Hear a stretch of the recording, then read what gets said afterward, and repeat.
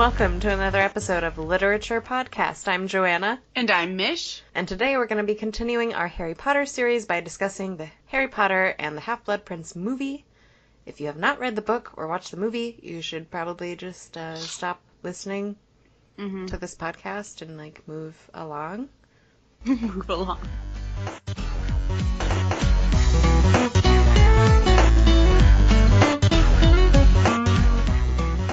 Alright, so we're just going to jump right into this today.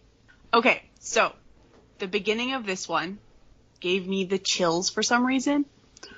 But oh my goodness, with Bellatrix laughing and the creepy music in the background and everything just coming together into this darkness. Oh, I loved it. I was actually really sad in the beginning of this movie because Bellatrix screaming and then saying, "I killed Sirius Black," and then Voldemort's laughing, and then the next thing you know, Harry is he just looks like he's in shock because he just lost the last family member he basically has, because the Dursleys don't count, let's be real. Fuck them. And then he faced Voldemort, and then everyone's just standing around him taking his photo. You know, I feel like that would be horrible to just have that many people watching you directly after the worst thing in your life has happened. Basically, I don't know what part of his life is the worst because he has a lot of shitty stuff. So his life is the worst part of his life. All of it. I was sad that the whole scene at the beginning in the books where the Minister of Magic is talking to the Prime Minister, it's not in the movie, which I feel like it should have been, because it's just really confusing, the scene that they did put in with Death Eaters causing mass destruction and being big assholes across the city. I feel like there should have been that little bit of bit more explanation behind it with the scene, and I feel like that would have been a very vital scene to have in there. I agree. Granted, I would have lost my shit on that bridge. You would have died of a heart attack, let's be real. Yeah, my body would have been in the water, being eaten by whatever's in there. By sharks. Sharks? Isn't it like a river? Yeah. You don't know what's in there? Fucking Nessie comes. Well, she lives in a lake. Not much different than a river.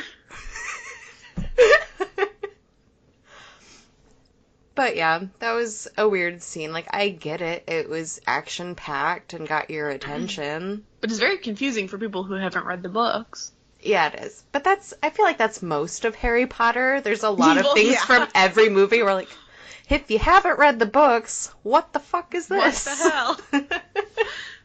Well, because at first I had only watched the movies, and a lot of it didn't make sense until reading the books. And it's oh, that's why that happened.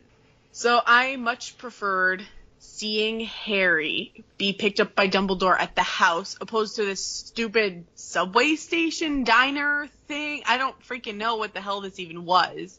Why not just do the house scene? It would have been way simpler and less confusing. And second, why is Harry in public in view of so many muggles reading the damn wizarding newspaper? How dumb is this boy? I mean, he's pretty dumb sometimes. Well, yes, but I feel like he's smarter than that. We'd hope. Yeah, I don't understand that scene either. It's from the movie perspective, are you just thinking, did the Dursleys kick him out at this point? He's just, wandering around. And what is he gonna do with this mugger girl? Muggle girl. Oh my god. And what is he gonna say his name is anyway? Because she asks who Harry Potter is. He's oh, just some tosser. What are you gonna call yourself? Ronald Weasley. Ronald Granger. Are you related to those dentists? No. 5th cousin 10 times removed. 10 times removed. But I do want to know, for Dumbledore, when he came to find Harry, did he make use of his scar on his knee? Isn't it shaped like the subway underground? That's how he knew. And that's how he knew how to stand in the perfect spot, so that when the train went by and Harry saw him, it would say Divine Magic on the billboard, and then you'd just see Dumbledore next to that. Mm-hmm. It's all planned because he knew, because of his I wonder star. if he takes the underground very often.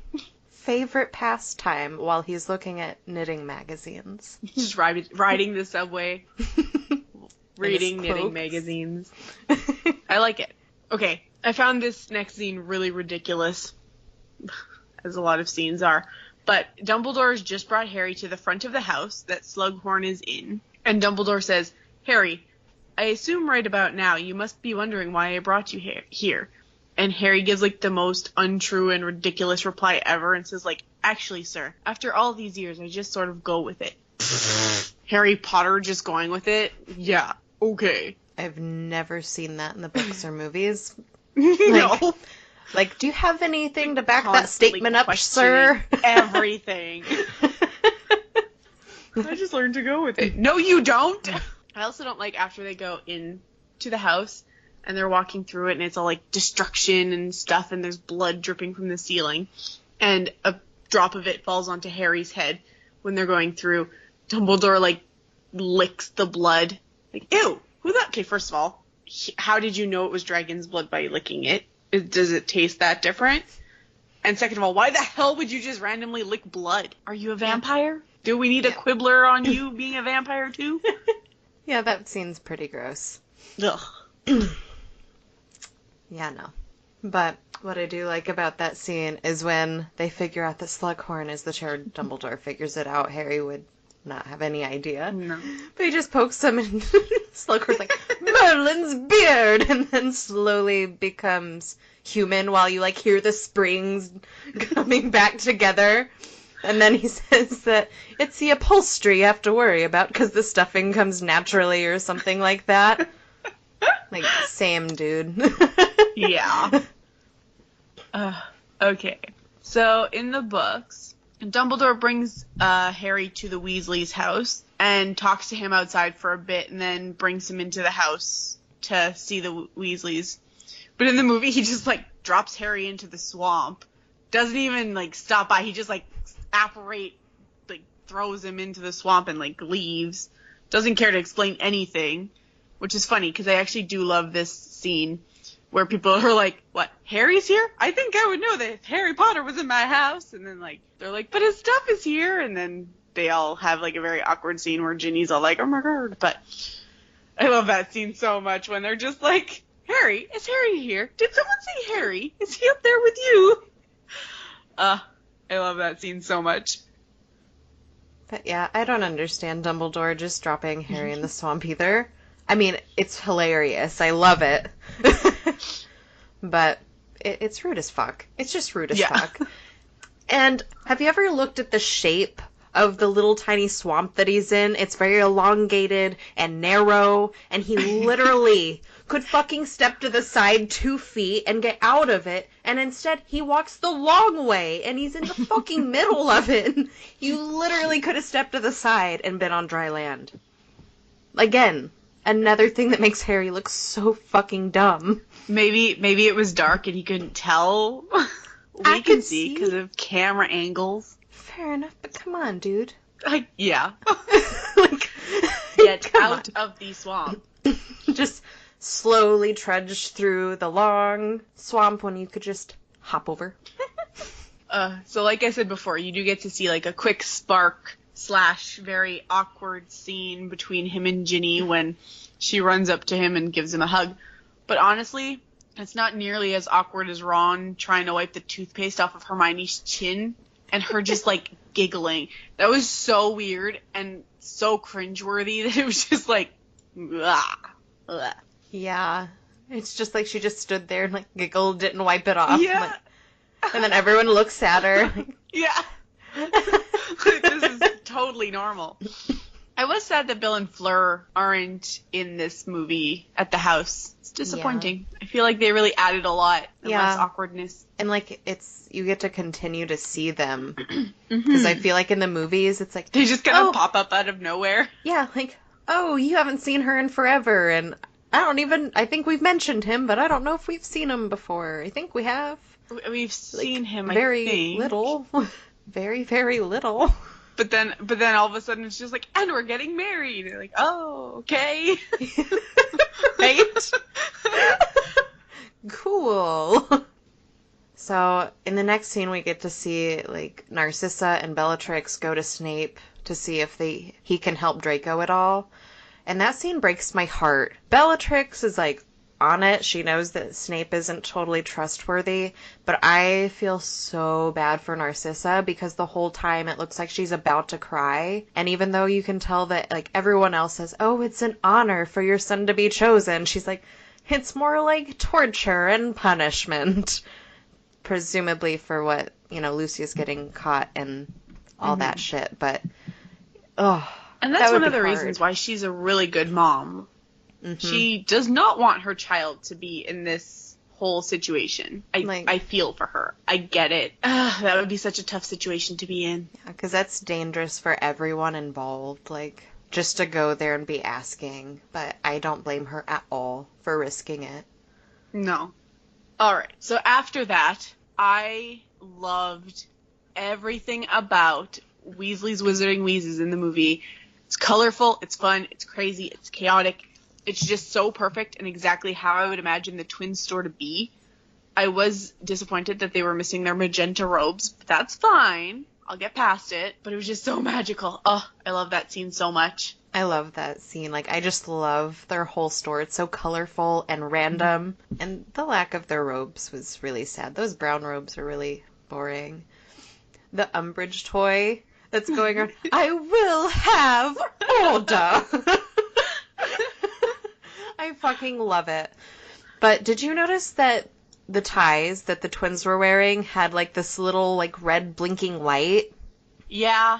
I tried to look online for what it was, but I didn't really know how to phrase it, so I'm like, Half-Blood Prince movie, blinking tie light. Twins. And I just kept adding more shit to it, like, Weasley Wizard is Wheezes. Like, yeah. I can't say that. Yeah. I didn't find what I was looking for, but, like, what the fuck is that? Well, like, has it ever been mentioned? It was just to add extra, like, flashiness to the scenes. No magenta robes, but red flashing lights. Like, I don't get it.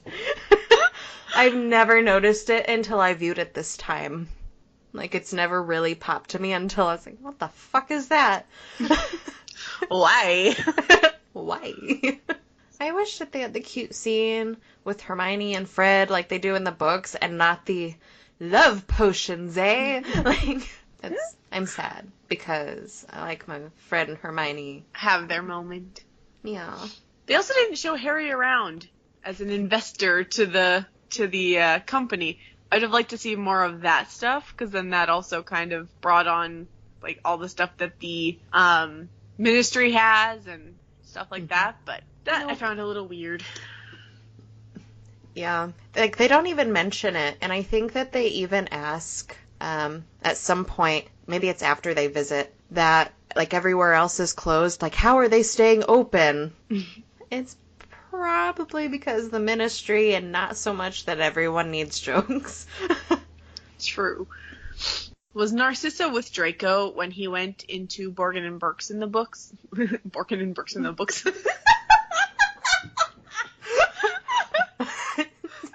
Borgin and Burkes. No, right? Oh my god, I can't even say it once. Borgin and Burkes in the books.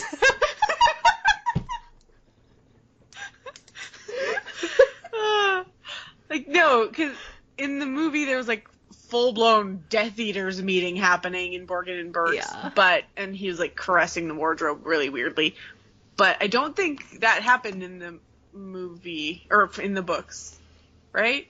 I didn't think so. I thought that, like, Narcissa was getting Draco's robes or something. And they, like, followed under the... Yeah, and like, Draco went out. into Borgin and Burkes. Borgin and Burkes. Borgin and Burkes by himself. Yeah. In the book. But right. Yeah, that was like, and at that point too, like, wouldn't you think that Ron and Hermione would be like, yeah, I can see him being a Death Eater. It's a little bit more suspicious now, right? Yeah, like, oh, here is Draco and Narcissa. Because in the books they don't really believe, like, not believe him. because Harry says it all the time anyways, but they're kind of more skeptical. But if you see him entering the store with very obvious Death Eaters, something doesn't add up there. Yeah, something's a little weird. Well, moving on from Borgin and Burkes.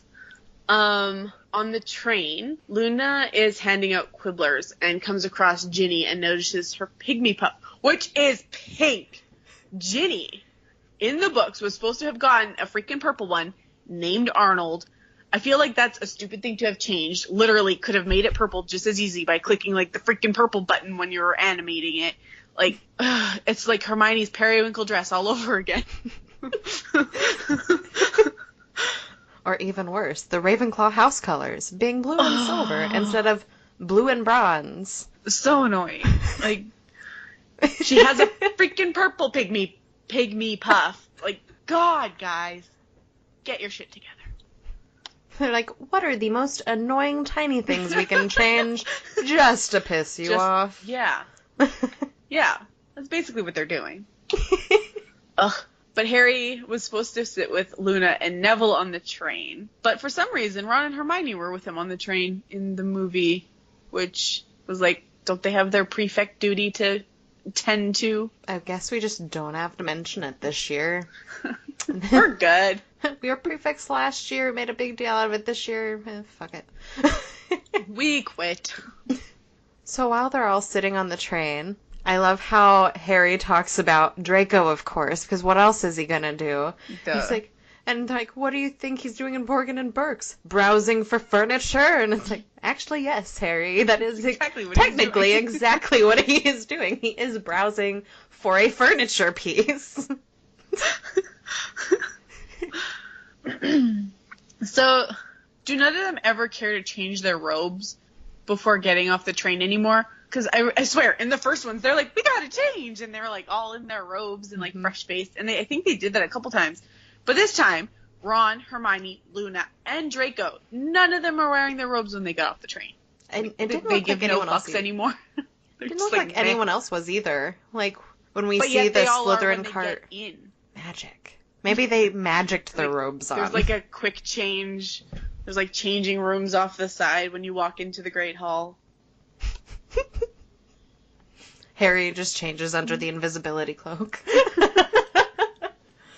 But yeah, it looked like no one was in their robes, even when the Slytherin, or maybe they're not Slytherin, they looked like Slytherins were all just coming apart off the train. It's y'all are just in your normal, everyday clothes, and why are you all wearing suits? Yeah, they all look very fancy to be on the train for 8 hours. Right? I'd be wearing fucking sweatpants. I'd probably be wearing my pajamas, hoodie. let's be real. Yeah. Pajamas sound good. I love that Luna finds him in the movie because she saw a gathering of Rackspurts. Rackspurts? Is that right? I think so. Rackspurts? Rackspurts? Yeah, I love that part. I mean, I wish that we got to see Nymphadora in the books, but I really do like the whole Luna thing and the Rackspurts. And I love when Luna talks about Rackspurts earlier on the train, there's something that makes your brain go all fuzzy. And I'm I need to use that as an everyday excuse now. Sorry, I have Rackspurts. Sorry. Daggone it, those darn Rackspurts again. Making me fuzzy. I like how she gives you things to blame for everything. Fuck those Nargles. Damn Rackspurts. I love it. I also like that during that whole scene, you get to see him tell Luna, yeah, we're friends, Luna. And she's just oh, that's nice. Yeah. I just love that so much. It's like walking with a friend. I am your friend, Luna. Oh, that's nice. I love that she's scene. So cute. And I love when she fixes his nose and he asks, how do I look? Exceptionally ordinary. So cute. And then, right after that, we get to see Professor Flitwick ask, what is your name? Because now they have all these new protocols. And Harry replies, measures. Yeah. You know my name, Professor. No exceptions, Potter! So awkward, but hilarious. Okay. So, we've bitched about this pretty much every movie that we've watched. But this one especially pisses me off. As soon as Harry walks into the Great Hall and they're done mentioning that he's all bloody, Ron mentions the fucking Sorting Hat song that we once again don't get to see. We don't get to hear. We're just... So the Sorting Hat song, if you've never read the books, you'd be like, what the fuck is a Sorting Hat song? Right? Because they never even did, what was it, year 3 that we finally get to actually see the Sorting Hat song, I think. They just do like a choir, don't they? In the books. Oh. I think it's year 3 that he finally actually gets to be in the room when they're doing it. Fuck, I don't remember. I can't remember. But yeah, if you didn't read the books, you would not know what he's talking about. No. Because the only song-related thing we've had in the beginning is a choir with the frog that never actually happens in the books, does it? Because it's the Sorting Hat song instead? Or did that happen too? They talk about the frog choir at some point, I think. Like, talk about it, but it doesn't just happen. I don't think it does it. No. Yeah. I don't know. It just pisses me off. True. But Dumbledore's speech for this year is fucking ominous and super eerie with, like, the background creepy music that's happening. You're like, shit's going down. And just gives the whole beginning of the school year a creepy vibe, even though most of this movie is hilarious. But at the same time, there's a lot of horrible shit happening. And then he ends all of this horrible talk about Tom Riddle and how you could be their weapon. Off to bed, Pip-Pip. I think I would expect nothing less. I like the lightness of it, though, you know? You scare the kids before bed and then be like, oh, but it's fine. Good night. Hope you don't have any nightmares. Oh, God. Okay, so their first day of classes, they get, like, a free period in the beginning because they think that Snape... Well, they don't think that Snape is still the potions master, but they don't think they can take... They needed it. Yeah, they think that they weren't going to make it into that potions class for that year. But I love that McGonagall stops him and is like, come here, is it not your ambition to be an Auror anymore? And now you can take potions. Take Weasley with you. He looks far too happy over there. I fucking die every time because it's just... I love it. That is such a fun scene. But to me, it makes way more sense in the books when she's, like, actually giving them out their timetables, because it's just so random for her to be like, Potter, why aren't you in potions? Like, excuse me? Yeah. It's like, you shouldn't have had a free period because they should have already made it on your list, but whatever. It's fine. So watching them make their living death potions was, like, so painful. Did you see Ron trying to chop that freaking bean thing? Like, he put it down on the table, take his hand off of it, then just, like, chop down with the knife. That is not... Like, he wasn't even attempting to hold it. Like, this is not how you're going to be able to cut these damn things. Have you never cut anything? Are you that stupid? Like, the hell? Yeah, that scene doesn't make any sense. I'm like, you could literally use your other hand to hold the bean. Cut with one hand, hold with the other. He's just, like, whacking at it.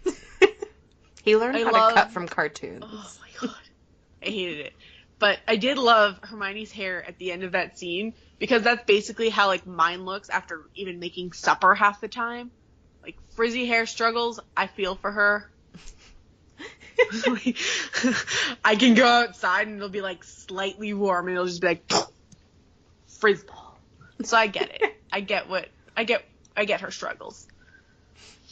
It's hilarious. Speaking of hair, though, Dumbledore's beard jewelry is on point. I love his beard jewelry so much. It's so stylish, so classy. I mean, Dumbledore has style. It has been mentioned.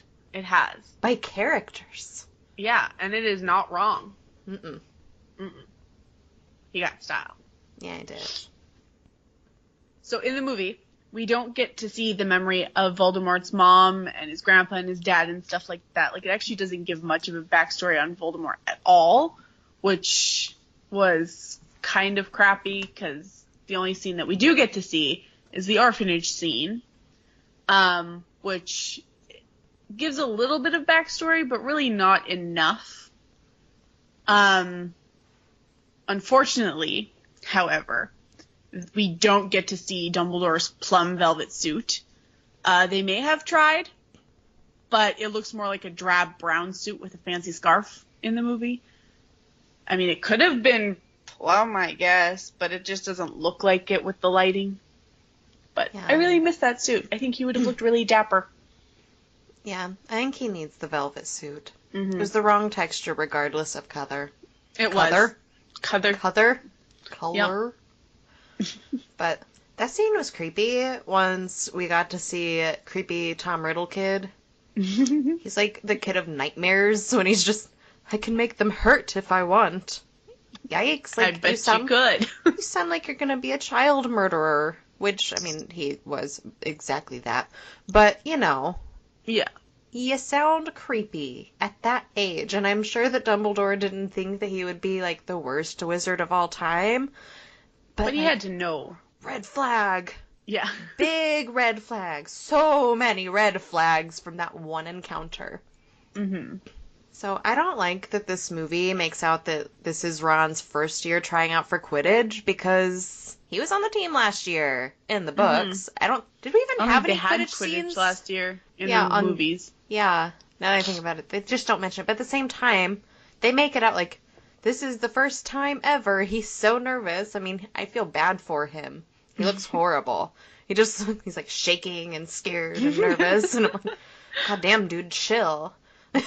You're fine. You've done this before, but movie you has not. Yeah, that was a really weird vibe to it altogether. Mm-hmm. All right, so as much as Lavender annoys the crap out of me, to be perfectly honest, I will say that she can't be accused of being only into Ron because he's the chosen one. You know, like a lot of the girls, like Romilda Vane and all the other girls that are apparently trying to get into Harry's pants in this one. Lavender is just genuinely crushing on Ron, and I think that that is respectable, at least, where she's not just crushing on Ron because he's like this popular boy, you know? So for that, I think that she's not one of those like super shallow girls. So I feel like she earns a little bit more of my respect after watching this movie as to like, okay, I get it. Yeah, that is true. She's a very creepy character, I think. She's obsessive. She's very obsessive. Yes. Which is creepy. But that is nice to see because he's not I mean, he's only, I guess, popular because of Harry. Mm-hmm. But he's like the dorky side friend, I guess. Mm-hmm. But I did, in this movie, finally catch right after the tryouts when he's on the couch and Hermione and Harry on the floor. He, like, looks over, catches Lavender staring at him, and he has a little smile. I think that brought up his confidence a little bit. I think he needed her at that point. Yes, because he doesn't have any confidence at all because he feels like he's always in the shadow of his brother. So I think it was necessary until he's like, stop. So I love the scene right before Hermione, Harry, and Ron get to the three broomsticks. And Hermione starts talking. And she's so I went to the library. And the boys mimic her by saying it at the exact same time. My husband and I do it every fucking time we watch this movie together. So I went to the library.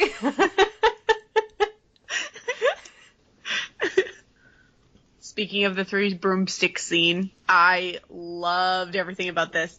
So Ron wants to leave because Ginny's in the corner snogging Dean, I believe. And Hermione makes the situation awkward by saying, like, what? What if she looked over here and saw you snogging me? Would you expect her to get up and leave? And then, like, instantly you can tell her regret on saying this because she just kind of, like, shuts up. Then Slughorn comes over immediately to talk to Harry, which he promptly spills his butterbeer all over Hermione. and they end up chatting for a few seconds. But at the end, when Slughorn leaves and tells Wallenby how good it was to see him, as he's saying that, you see Hermione chug her entire drink in like 10 seconds. And like, holy balls, no shit. Like, she seems slightly tipsy when they're walking back to the castle. Because she just like downed that. She just made the whole day very awkward. I felt so bad for her because, like, I get it. You know, every teenage girl has that, like, holy shit, what did I just do moment. But hers was particularly bad. So the Three Broomsticks scene is one of my favorites. I fucking love it. And I love how Slughorn just comes over and he's like, I remember when it was one broomstick. And just spills his butterbeer. Like, I just love drunk Slughorn in general. Like, He's quite funny. I wish he could be drunk throughout every scene in the movie. It would be humorous. Then would he really be a good teacher? Probably not. And he probably wouldn't be able to see much because I don't know if you noticed how, like, squinty he is. It's like, Yeah. This eye is closed. They're both kind of closed. Oh, this one's really wide. Well, this one's definitely shut. And all the eyebrow movement. It's hilarious. The next scene, directly after that, is really creepy with Katie Bell. Mm-hmm. Like, oh, I do not like the screaming and when she just, like, flops onto the ground. And, like, goes back and forth. Oh, my and, God. like, Just twitching, like, super creepy. And I don't fucking understand why no one just, like, uses magic to fucking carry it back. Because Hagrid's like, don't touch anything but the wrapping. You already know if something's fucked up now. You could literally just not touch it at all. just, like, do that spell where you lift the shit up. Yeah, like Or Snape would that does. count as touching it? Oh, yeah, no, I Snape guess does not. it in literally the next scene. That's true. It's literally the next scene. I just don't get it. Just Hermione could. Even if she's tipsy, she could do that shit in her sleep. Leviosa that shit all the way. Like, just don't even. Just don't even. Just don't even. Guys, just don't even. But I love how McGonagall says, why is it always you three? It's a good question. Kind of. But Ron says, honestly, Professor, I've been asking myself the same question for 6 years. Fucking hello. Did you ever think about who you were friends with? You're friends with Harry Potter. Voldemort's back. What the fuck did you think was gonna happen? Bad shit. And you're gonna be caught in the middle of it because you're right next to Harry Potter, the chosen one. Of course it's gonna be those three. But it just, I get it. But at the same time, they did not need to be walking behind Katie Bell. They didn't. That But Harry has bad totally luck. different situation. He obviously. has bad fucking luck. Well, obviously. But I get it. I get Professor McGonagall's like, why the hell? You know, you guys could have been like 20 minutes behind. Just stay at the just stay at the castle. You guys didn't need to go to freaking Hogsmeade in the first place. Just go get drunk at the Three Broomsticks. Just go sit in your room. Fall asleep on the Be booth. silent. Bench. Something. In a more comfortable chair than you were initially sitting in. I love when Harry and Ron are talking about Ginny when they were laying in bed. And it's like, you know, she's smart, funny, attractive. And then Ron's like, attractive? And then he's like, well, you know, she's got nice skin. And then Ron, like, looks up at the ceiling and he's like, Hermione's got nice skin. Is that really how guys talk about girls? Like, do guys even notice our skin? I feel like that's not something that is usually like, oh my gosh, she's got such nice skin. And even then, it kind of sounds creepy. Why are you looking at my skin that closely? It sounds super creepy. Like, if this were a horror movie, I would just assume we're gonna have some interesting lamps on the way. She's got nice skin. Ugh, it was just so awkward. Illuminate my life with your nice, beautiful skin. But then, I love the teenage romance part of this entire book. Like, it's just so awkward. Every part of it. Every part of it's just awkward. But this has nothing to do with the romance, thankfully. It's just another really awkward moment in Hermione's life, though. At the Slug Club dinner, Hermione's talking about her parents, and it's like, oh, what do? They're dentists. And then silence. The look on Harry's face is just, like, pure amusement. Like, this is the best thing in the world that he could ever be doing, is listening to Hermione talk about her muggle parent dentists. It was just the best look on his face ever. While everyone else is just intrigued or bored. Is that a dangerous profession?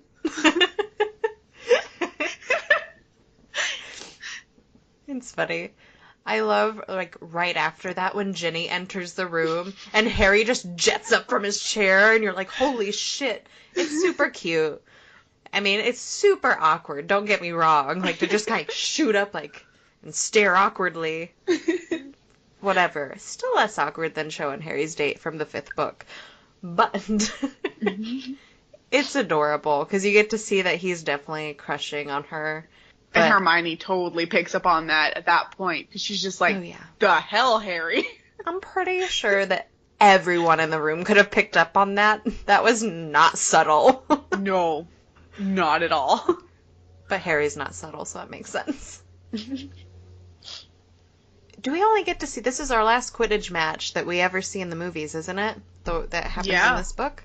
Oh, it's sad. But I love that, you know, Ron thinks that he drank liquid luck, and he didn't. And he just needed the confidence to be good at Quidditch. I just thought that was adorable, and he was all happy. I feel like that would be a very standard thing. You know, people lack the confidence. But all we need is a little bit of liquid luck. Right? Along with that match, then he gets with Lavender directly after because she just pulls him in to snog him. She just, like, attacks. Like, that was, like, boom. Yeah. Magnet. I mean, he didn't say no. Well, he's a teenage boy. I know. But holy shit, Hermione afterwards using a pugno and just like, here's some fucking birds, motherfucker. I thought that was funny, but at the same time, I wish, again, it's one of those things that I wish I could do, because if I could just pugno some knives from my knife block, I would feel totally safe if anyone broke into my house. Just a pugno. I feel like there's a lot of good spells that you could use if someone broke into your house, to be honest. There's a lot, but that one would be interesting. It would be funny-ish, maybe. I would use, like, the body binding, and then, like, call the cops. Draw, like, a mustache or, like, a penis on the guy's head, you know. Have some fun with it. Give him some 10-tongue toffee for his tongue while we wait for the cops to come. Like, your mugshot's gonna look real interesting. Your muggle shot. Your muggle shot! So... right after that, we get to see Hermione in the library being so fucking loud, which is... I'm surprised no one yelled at her. Like, she's been, like, a top student for so long. I doubt anybody would screw with her.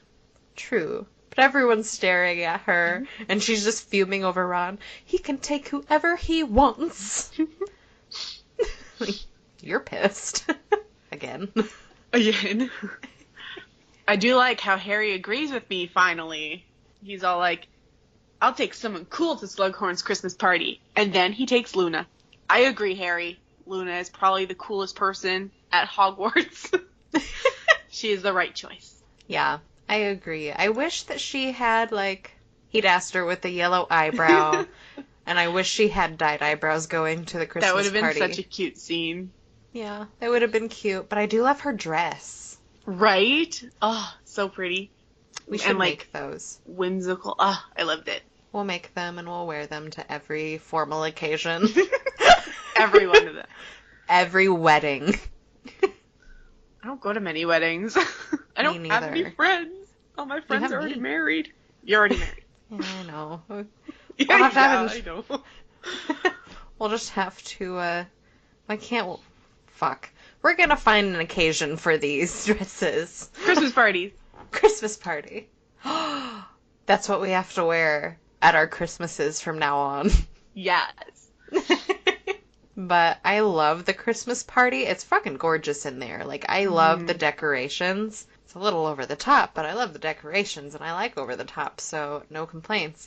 The Dragon Ball scene with McLaggen and him puking it all up and spitting it up on Snape's shoes is fucking hilarious. I love it. And Snape is super awkward in this scene when he tells Harry about Dumbledore traveling. He's traveling.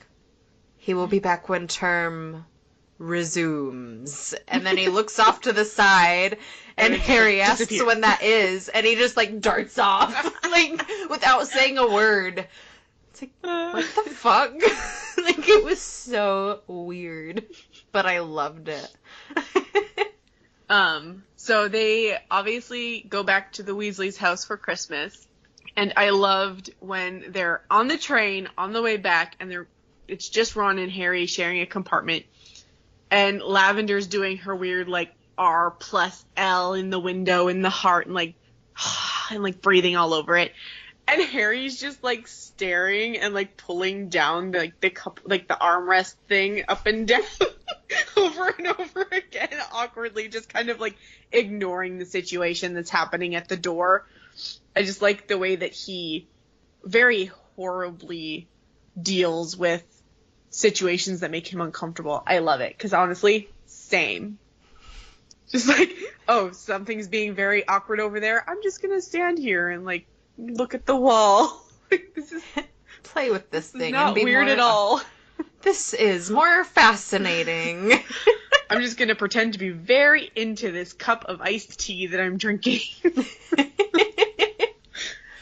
That scene's hilarious.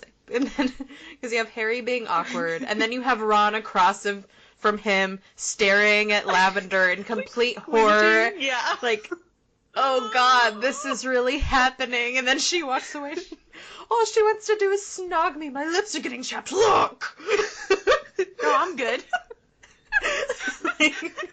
I love that scene so much. It's fucking hilarious. So, Christmas at the Weasleys' house seemed to have went a little bit better than in the books, since Fleur wasn't there for Christmas to make Mrs. Weasley miserable.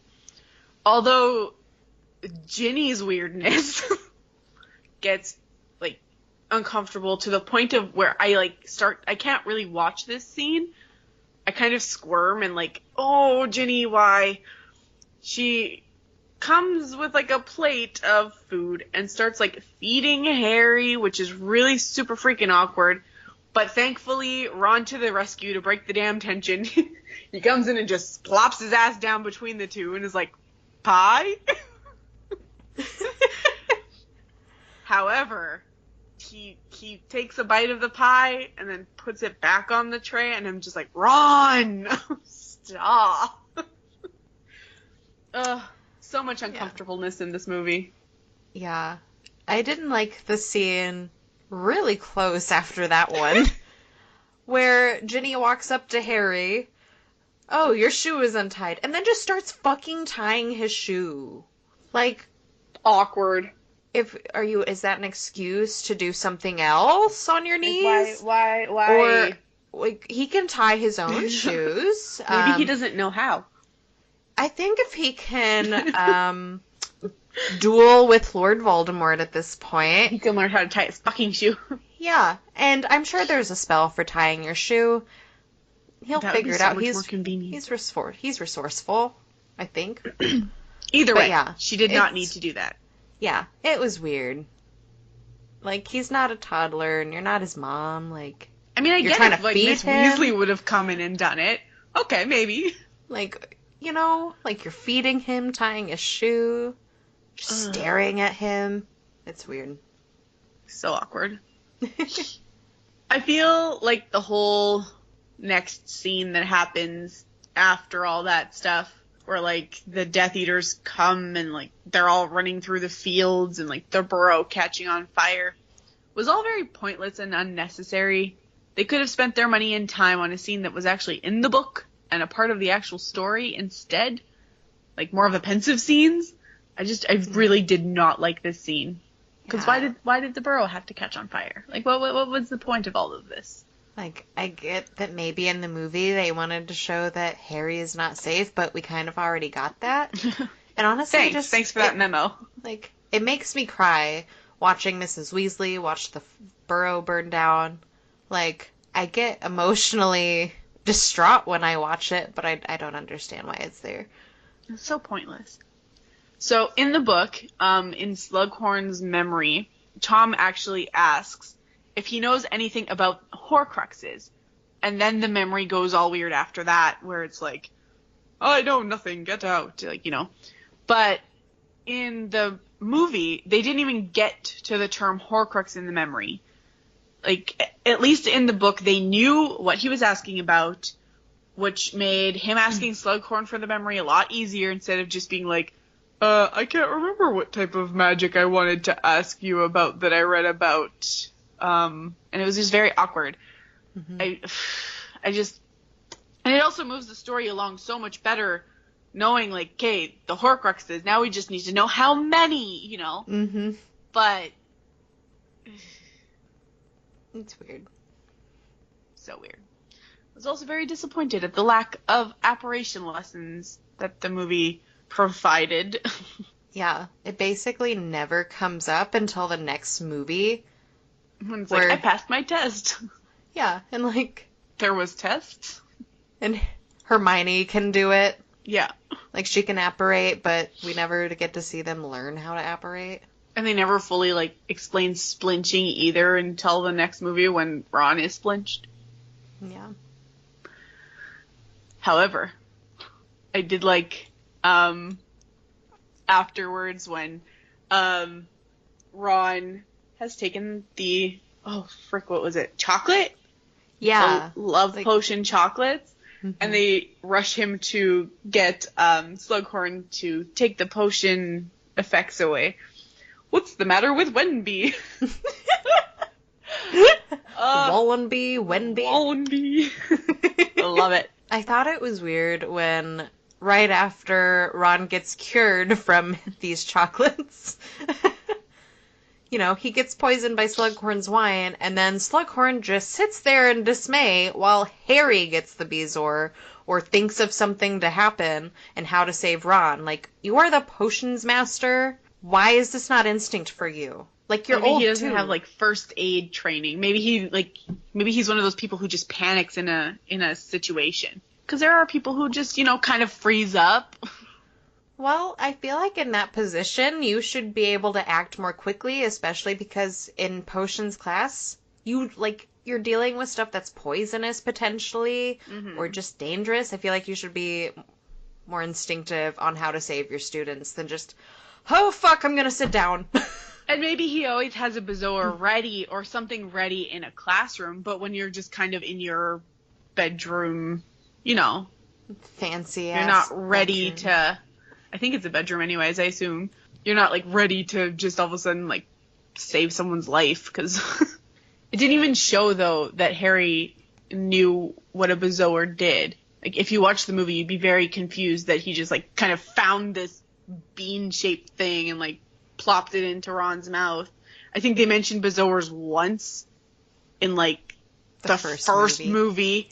And it's like, where is it found? I don't even think it says what it does. I think Snape says it in the first potions class that Harry ever has. Mm-hmm. Like, in this movie, the only time they mention Bezoar before this is, like, right before Harry is about to ask him about the thing he doesn't know the word for. When he's trying to ask about Horcruxes without actually knowing that that's what he's trying to, figure out. He's like, we'll talk about Bezoars a different day. And that's the only thing we hear about it, which gives us absolutely no information. Yeah. At all. So it doesn't show how Harry had the knowledge to save Ron's life, which was kind of like, oh, wow, okay. Cool.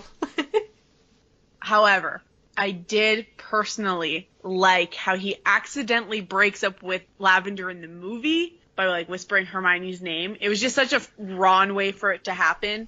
And I feel like the movie version of that was more fitting than the book where he, like, actually talks to her.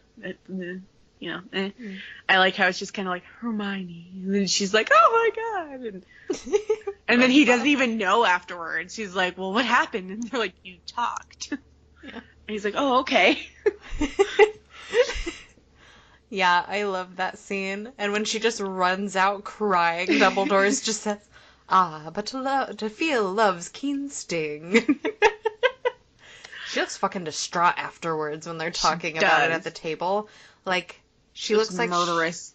Yeah, she's like she's rage. Stab you. Pure rage on her face. I was sad that it doesn't show the whole part of, like, Malfoy's story and, like, him talking to Moaning Myrtle, being friends and, like, confiding in her. I feel like he could have really used a friend, even if it was a cranky-ass ghost. I agree. Like, he really needed a friend. The scene with Draco that kills me is when he puts the bird in the vanishing cabinet, perfectly alive, and then gets the bird back dead. Mm-hmm. And then he just starts crying, like, at the very end of that scene. Like, that's just so heartbreaking, and I hate it. Like, he could have used Moaning Myrtle then. He could have used a friend then, because that's hard. It really makes you feel for him, even though he's a jerk at times. He's a jerk. At this point, he's more helpless than anything, right? But one thing that happens between Harry and Draco that I never fully understood in the movie is that when they're having their fight in the bathroom and one of the pipes breaks or something, I don't know, there's water everywhere, but they're standing in the boys' bathroom dueling. You can see their breaths. Like, when you're dueling, does everything just go cold? Is the bathroom that cold that you can see your breath? Because that seems like a very cold bathroom to be in, and those seats would not be pleasant to sit on. Can you imagine showering in there? Oh. Somewhere there's got to be showers. Yeah. Yeah. I don't understand that either. It's odd. Why can we see your breath? Is it just for dramatic effect? Probably. But as if almost killing a student isn't dramatic enough. Yeah, exactly. We needed the cold breath coming out of your mouth. Someone needs to light some fires. Those house elves should, like, get some fireplaces up in every room. Okay. So, coming back to ridiculously awkward scenes.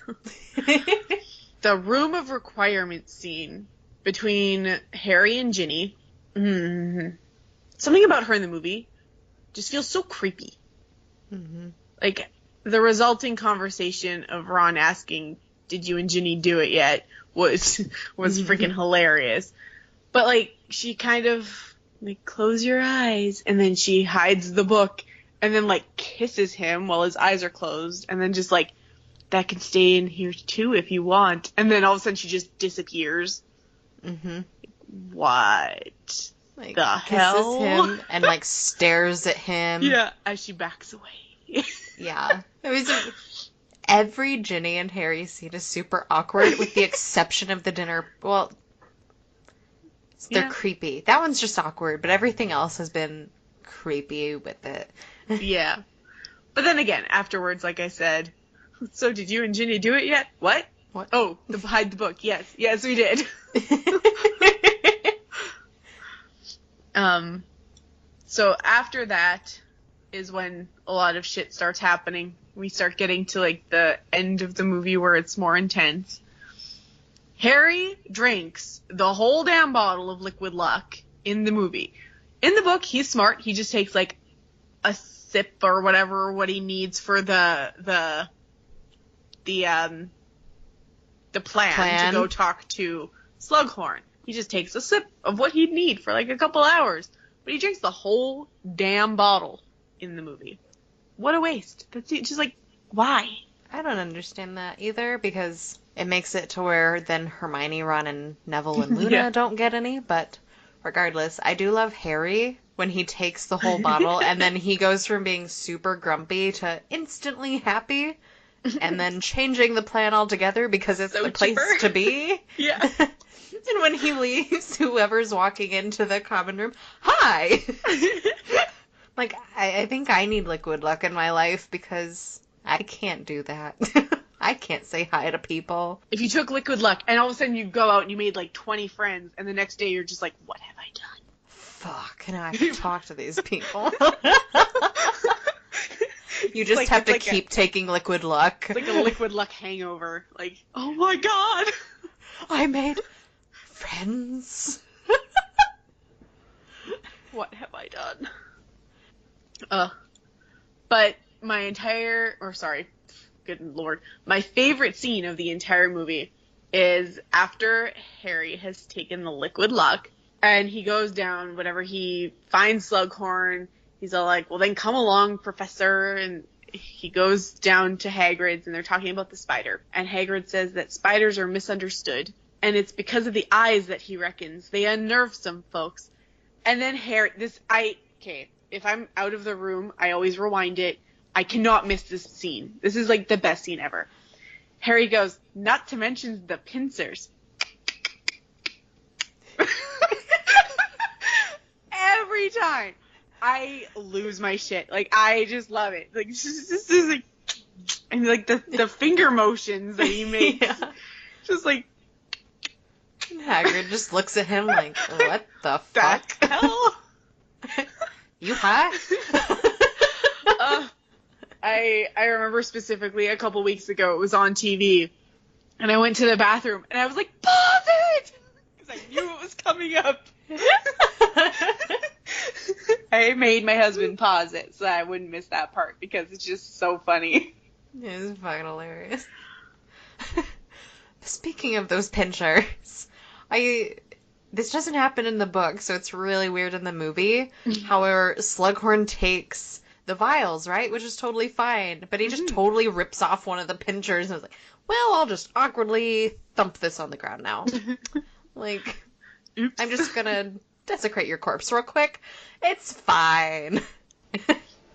Yeah, no, that's not mentioned, because I think in the books there's a vial, like a flash of silver vial or something, because he just like silently steals it. He doesn't ask the permission.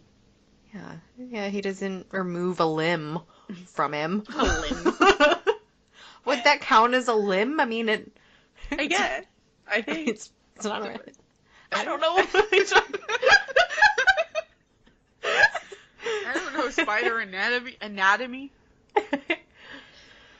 But I also love this next scene after, when we just get to see Slughorn and Hagrid just totally drunk. Because, again, I love drunk Slughorn, and with drunk Hagrid, it's even better. Yeah. Oh, I love that. Them singing is adorable. And then the scene got really sad. It did. Harry's speech was like, hot damn. But the bowl will remain obviously empty the liquid forever. luck talking. Right? So in the books, Dumbledore knows that they're Horcruxes, like the ring and the diary that he obviously has in his possession. But he just needed to know how many Horcruxes he needed to find. He needed the number. But in the movie, they made him sound dumb, like he didn't even really know what they were until the memory. Then he was all like, it makes sense now. Like, it's funny how the movie makes some characters seem so stupid. You know? I don't get that. I don't either, because Tom Riddle says that he reads about this rare piece of magic in the restricted section in the library. Like, I'm pretty sure that Dumbledore has had enough time to look through shit and find something. You know? Like, he just needed to know how fucking many the Psycho made. I'm pretty sure he would know what a Horcrux is. Yeah. And if he knew what it was, I'm pretty sure he could be able to tie it to what is happening to him. I feel like the movie wouldn't have even really answered anything for the memory. It was just really weird. I don't know. Yeah. They didn't think it through. However, moving on to this part that really did bother me. They disapparated out of Hogwarts, out of the astronomy tower. Now, Harry does question him in the movie, thankfully, and is like, but, sir, we can't disapparate. And he's like, but being me, you know. Has its advantages. Yeah. But in the books, even Dumbledore needed to go down to Hogsmeade before disapparating. So the scene right before when Dumbledore and Harry go into the cave after, they just get there from Hogwarts and not Hogsmeade. Oh my god, I'm glad they don't have any scenes of them actually swimming because I'd be freaking the fuck out watching that whole thing. Right. Because that water looks absolutely horrifying. I don't think they would have been able to swim in that. I don't either. I mean, in the book they swim. In the movie, they just magically are like, we're on this rock and around this in the dangerous middle. water, and there is the cave, and then they're just there. But, yeah, no. That scene freaked me out. Yeah. And then after that, it actually went very well for a while. It was very accurate book to... My goodness, I'm popular today. It is very accurate book to movie with the whole Inferi scene, and, like, I actually was really happy with all of that. Yeah, and Dumbledore's, like, giant firestorm, basically. Yes, that was magical. He's such a badass. We already know this, but, man, he could barely stand. He's like, I got this. Yeah, it's my grandpa's birthday today, and we have a family group chat, and everybody, all 42 members of my family, are wishing my grandpa a happy birthday. Hence the vibrating of my phone every once in a while, so just ignore that. Alright, so in the book, Bellatrix wasn't at Hogwarts during this attack, and don't get me wrong, Helena Bonham Carter is one of my absolute favorite actresses in the world, so I wasn't mad about it. But still, she wasn't supposed to be there. But I guess there technically also kind of wasn't a fight like there is in the book either in the movie. It's just more low-key. Yeah, that whole scene is much different than the book, because we don't get really anything. Yeah, they obviously didn't need the liquid luck, because none of them were really in danger. Because everybody was awake and fighting, and there was just a lot going on in the book, not in the movie. Yeah. But whatever, she's there. It kind of makes a difference, but it also kind of puts a bit more pressure on Draco. Guys, come on. It puts a lot more pressure on Draco to kill Dumbledore, I feel like, with his auntie standing there like, do it, Draco, do it, you know. But the whole Draco attempting to gather courage to kill Dumbledore part that Snape and Harry see each other, I feel like, one, Harry should have been binded under his cloak, and Snape wouldn't have known he was there in the book, obviously. So I feel like Snape kind of coming out and like shh to Harry was just really weird, because it kind of gave them like an awkward scene where like you could tell Harry kind of trusted Snape for a second to let him go up, but Harry would have to question why Snape didn't kill Harry at that point, because obviously he's supposed to be left for Voldemort to kill, right? But then why wouldn't Snape have bound him and taken him along? Or, you know, like, Harry's got to be questioning himself why nothing happened to him, right? Yeah, that whole scene was... Because I feel like weird. if it was all going how Harry thought it should have been like, Snape walks in, binds Harry, goes upstairs, kills Dumbledore, takes Harry with him to Voldemort, you know? I feel like that would have been the chain of events in Harry's mind. So if it went any other way, it wouldn't have made sense. And I don't understand why no one else grabbed Harry to bring him back. Because we already Bellatrix have the prophecy. Yeah, we have the prophecy at this point, and I think Voldemort's figured it out. You know? I don't know. I still cried. I still cried at Hagrid's hut burned down. I also realized, so in the book, it says that as Dumbledore fell, like, afterwards, Harry fixes his glasses. As he fell in the movie, he wasn't wearing his glasses. Does the Dumbledore movie not have glasses? Does he have contacts? Is there a wizard, like, optometrist for contacts? Like, I feel like I remember him having glasses, and then this movie, At some point, like, where'd they where go? Yeah, they're gone. They're invisible. Their glasses are thrown invisible. Yeah, invisibility cloaked glasses. It's like you're not even wearing them. Okay, sorry. Back to the other thing. Okay. So, again, they're running through the thing, and Bella is, like, throwing curses at Harry, and Snape's like, "Don't, he belongs to the Dark Lord." Bella's just like, "Yeah, okay," and then, like, skips away. What is wrong with you? You idiots. He really needs better people working for him, because at this rate, with the idiots that he has, like, he's never going to get shit done. I feel like he should just fire them all. Start over. Get some new people. Your Death Eaters aren't working for you. But the wand lighting scene for Dumbledore makes me tear up every time. Like, every time. Even at our Harry Potter marathon, when my family had that marathon, we had our wands held high for Dumbledore. And I even have a picture of that, actually. I'll send it to you later. But, my heart breaks. That scene makes me cry. If I ever have a wand near me, I'm like... like, it's needed for this scene. Just raise your finger. Raise your pen. I'm sad that there was no funeral, though. I feel, as a fan, we deserve the closure that a funeral would have given us. Yeah, I wish that was in there. I would have also liked to see in what type of chair Guap sat, so. Yeah. Because I still don't understand that from the books. What kind of fucking chair is that? A really big one. So I wonder, because at the end of the movie, they're all kind of in a tower on a bridge. I don't even know where they are. But they see Fawkes come and fly away. Obviously, I know he comes around later on. But where's he staying in the meantime? After everything's done, he's just free to roam until another Dumbledore needs him.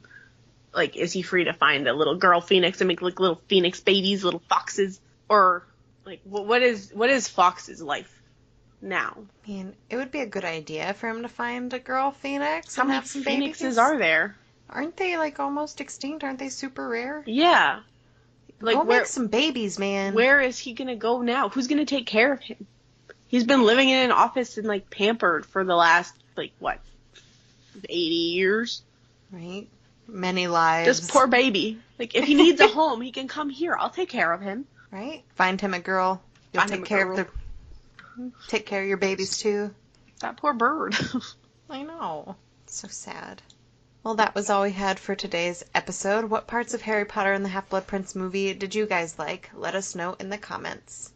If you'd like to get more lit, be sure to subscribe to us on Podbean, iTunes, Spotify, Castbox, or anywhere else you can find us. All of our other social media is linked below. If you enjoyed this episode, be sure to give it a like or rate our podcast. It really helps us to keep doing what we love. Until next time, bye.